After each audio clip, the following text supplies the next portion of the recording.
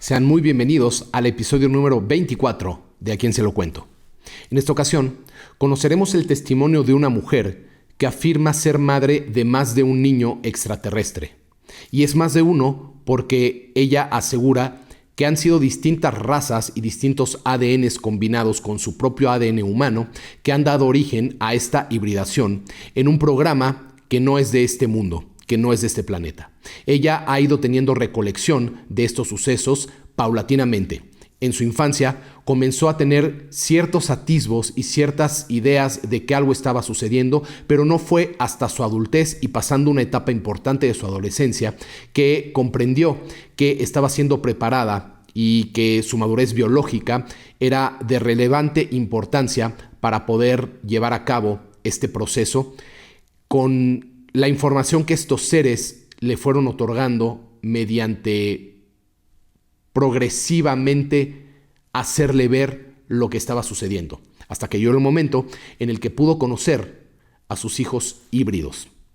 Vamos a conocer y voy a dar paso a este relato fuera de lo común para profundizar en la experiencia de Geraldine Orozco. Este es su relato fuera de lo común. Soy Geraldine Orozco. Durante mucho tiempo pensé que mi historia comenzaba en la noche, pero no es cierto. Comenzó mucho antes, cuando aún no tenía palabras para nombrar lo que sentía. Desde niña tenía una sensación constante de no estar sola, incluso cuando lo estaba. No era miedo, era algo más sutil, más profundo. Una especie de compañía silenciosa, como si alguien me observara desde un lugar que no podía señalar. Soñaba con espacios blancos, infinitos, con luces que no venían de lámparas ni del sol. Despertaba con lágrimas que no recordaba haber llorado. Y sobre todo, despertaba con una nostalgia inexplicable, como si hubiese sido separada de algo importante. Durante años, pensé que se trataba solamente de sueños, pero no lo eran. No entendía que el tiempo podía romperse, pero a finales de mi adolescencia, recuerdo con claridad cómo empecé a notar que ciertos días no cerraban. El reloj marcaba una hora, pero mi cuerpo sentía otra. Me acostaba a dormir y despertaba con la certeza de haber vivido algo extenso, aunque no pudiera recordarlo. Pensaba que era distraída, que mi memoria fallaba, que simplemente me cansaba demasiado, pero las lagunas comenzaron a repetirse con una regularidad inquietante. Las primeras señales físicas fueron sutiles. Un zumbido en los oídos, una presión detrás de los ojos, una vibración leve en el pecho, como si algo resonara dentro de mí. No se trataba de dolor, más bien podría definirlo como anticipación. La parálisis del sueño comenzó a aparecer con mayor frecuencia, pero no era la parálisis común que describen los libros. Yo no estaba aterrada, estaba alerta, demasiado consciente. Podía sentir el peso exacto de cada músculo inmóvil, la lengua pesada, el pecho subiendo y bajando con dificultad y al mismo tiempo una lucidez absoluta. El ambiente cambiaba. El silencio se volvía espeso, cargado, como si el aire tuviera densidad. A veces percibía un cambio de temperatura, un frío seco que no venía de ninguna corriente. Entonces aparecía esa presencia, no como figura, tampoco como una sombra, sino como una certeza aplastante de que no estaba sola. En algunas ocasiones, sentí una presión suave en la frente, justo entre los ojos. En otras, un hormigueo que recorría la columna vertebral desde la base hasta la nuca. Después venía el vacío. Despertaba horas más tarde, a veces en posiciones distintas, con el cuerpo agotado, como si hubiera corrido kilómetros. En una ocasión desperté con la ropa ligeramente girada, como si alguien me hubiera movido con cuidado. No había marcas visibles al principio, solo una tristeza, algo muy emotivo y profundo, inexplicable, y me duraba días. Más tarde, entendí que esas eran las primeras extracciones de memoria. Llegó el momento en el que pude presenciar que me llevaron. El primer traslado, plenamente consciente, ocurrió año y medio después, ya en mi adultez. Recuerdo la fecha aproximada porque ocurrió en una etapa estable de mi vida, cuando ya no podía atribuirlo al estrés, a confusión o a sugestión. Fue de noche. Estaba acostada boca arriba, completamente despierta. No tenía sueño. El ambiente era normal, hasta que dejó de serlo. Primero vino el zumbido, un sonido grave, profundo, que no entraba por los oídos, sino que parecía generarse dentro del cráneo. La vibración aumentó lentamente, como si alguien estuviera ajustando una frecuencia. Luego, la sensación de separación. No salí de mi cuerpo como describen algunas experiencias astrales. Fue distinto. Fue como si mi cuerpo dejara de tener peso, como si la gravedad hubiese sido apagada sin previo aviso. Intenté mover los dedos. No pude. Intenté hablar. Tampoco lo logré. Pero no sentí pánico. Sentí una especie de reconocimiento, algo extrañamente familiar. La habitación no se desvaneció. Fue como una imagen que se repliega sobre sí misma. No hubo túnel ni luces rápidas, solo un cambio absoluto de contexto, repentino. De pronto, estaba de pie. El suelo bajo mis pies no era frío ni era caliente. Era neutro, orgánico. No parecía metal, pero tampoco algo que pudiera nombrar. El espacio era amplio, curvo. No habían esquinas ni techos definidos. La luz no provenía de un punto específico. Era una iluminación envolvente y suave que no proyectaba sombras. Mi cuerpo se sentía ligero, pero estable. Fue entonces cuando los vi. Los primeros se acercaron sin caminar. Se desplazaban con suavidad, como si el espacio cooperara con su movimiento. Eran bajos, delgados, con piel clara y ojos grandes, completamente negros. No hubo palabras. La comunicación fue inmediata. No escuché frases, pero recibí bloques de información completos que me indicaban tener calma, que confiara pues estaba segura y que me encontraba cumpliendo un propósito. Su tono no era autoritario, pero sí definitivo. Sentí como algo escaneaba mi cuerpo, no como un rayo ni un instrumento visible. Era una sensación interna, como si cada célula fuera leída. Luego aparecieron los otros. Estos eran más altos, más parecidos a los humanos. Su presencia fue distinta, era más cálida, más empática. Uno de ellos se colocó frente a mí y sin tocarme transmitió una sensación clara. No estás en peligro. Mis emociones comenzaron a aflorar, confusión, asombro y una tristeza antigua que no entendía. Ellos la sintieron. Lo supe porque la respuesta fue inmediata. Una oleada de calma, como si alguien hubiese envuelto mi mente en algo suave. Fue en ese momento cuando comprendí que esto no era la primera vez. Mi cuerpo lo sabía. Mi memoria solo estaba poniéndose al día. Pude ver la variedad de razas que se encontraban en este proyecto. Primero, los pequeños, bajos, delgados, piel clara, casi grisácea, cabezas grandes y ojos negros, profundos y sin brillo aparente. No mostraban emociones como los conocemos, pero tampoco eran fríos. Su mente era precisa, directa y clara. No hablaban, se comunicaban insertando pensamientos completos, ideas que no necesitaban traducción. Luego estaban los otros, altos, proporciones más humanas, ojos grandes, pero llenos de expresión. Algunos tenían una tonalidad azulada o perlada en la piel. Su presencia era reconfortante. Ellos sí transmitían algo parecido al cariño. Eran mucho más emotivos.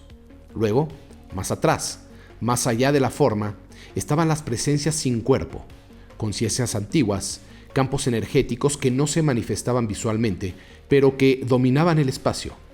Ellos solamente observaban.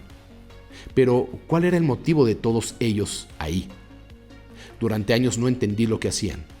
Exámenes, escaneos, intervenciones en mi cuerpo que no dejaban cicatrices, pero sí consecuencias, como embarazos que comenzaban y luego desaparecían. Los médicos humanos a los que acudía no encontraban explicaciones. Yo tampoco. Cada pérdida dejaba un vacío que no era solo físico, era un dolor más profundo, como si algo hubiera sido arrancado antes de existir plenamente. Durante mucho tiempo pensé que era una especie de castigo o algo similar al azar o quizá a la mala suerte, pero no era así. La revelación no llegó de golpe, llegó como un susurro constante que finalmente decidí escuchar. Una noche, durante una experiencia distinta, más larga y más clara que las anteriores, me llevaron a un espacio que no era clínico. No habían mesas ni instrumentos. Había vida, un entorno amplio, cálido, y ahí los vi por primera vez. Eran niños, algunos pequeños, otros mayores, distintas edades, distintas estaturas, algunos con rasgos claramente no humanos, ojos más grandes, piel luminosa, movimientos suaves, casi flotantes. Otros podían pasar más por humanos, hasta que uno se detenía a mirarlos realmente. Y entonces ocurrió. Fue en un instante y en un cruce de miradas. Y mi cuerpo recordó. No hubo duda ni racionamiento necesario. Lo reconocí en el pecho, en el estómago, en la sangre, en una memoria que no pertenece al cerebro, sino a algo más antiguo. Esos niños eran míos. No corrieron hacia mí, simplemente me sintieron y yo lo sentí. La conexión fue inmediata, total y abrumadora.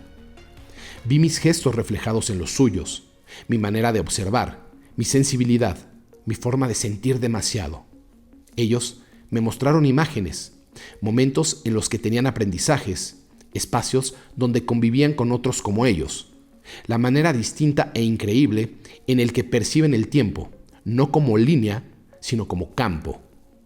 Un campo que podríamos explicar humanamente como algo cuántico. Mis hijos no envejecen como nosotros. Algunos crecen rápido, otros permanecen años en estados intermedios. Su biología es una combinación, ADN humano y estructuras no humanas que permiten adaptaciones que aún no comprendemos. Son empáticos de una forma profunda.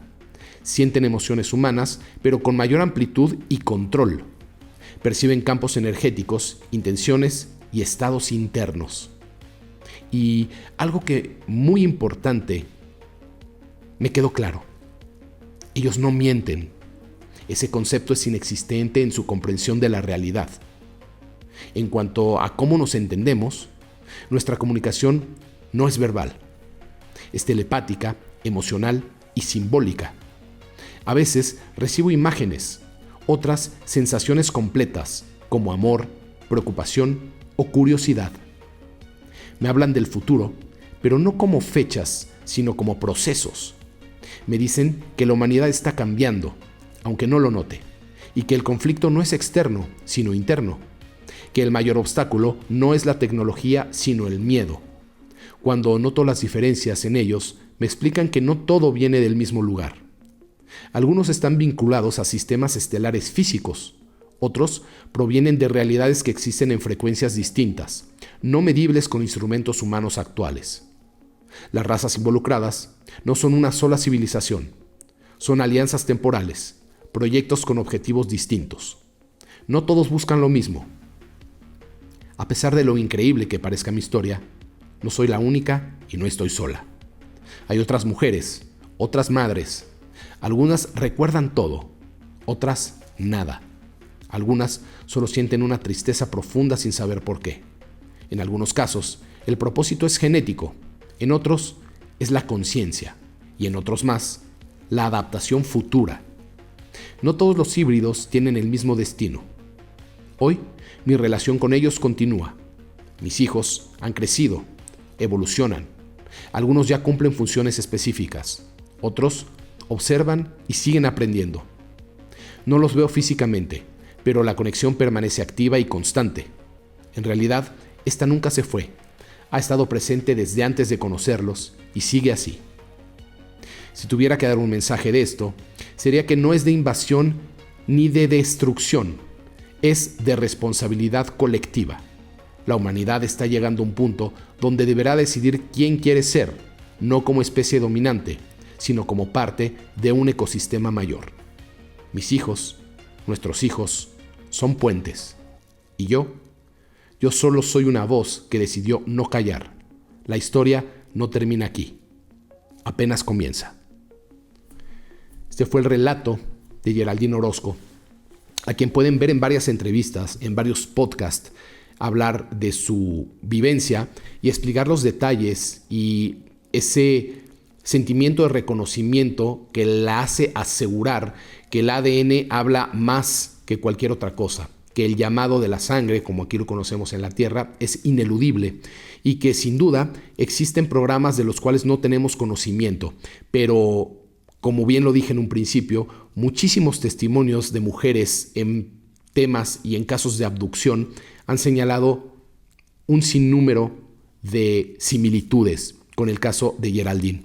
Así que si vivimos en un universo tan vasto y tan infinito que es capaz de albergar tantas civilizaciones inteligentes, ¿por qué nos resultaría extraño que algo como esto sucediera? Si bien la evolución siempre se ha llevado a cabo de manera continua, a veces nada más en los sistemas que nosotros conocemos y a veces, quizás sin saberlo, ha evolucionado así por este tipo de experimentaciones, por llamarlo de una forma un poco brusca, o de intervenciones que han llegado a mejorar las razas en distintos conceptos. Nosotros mismos provenimos de una supuesta teoría.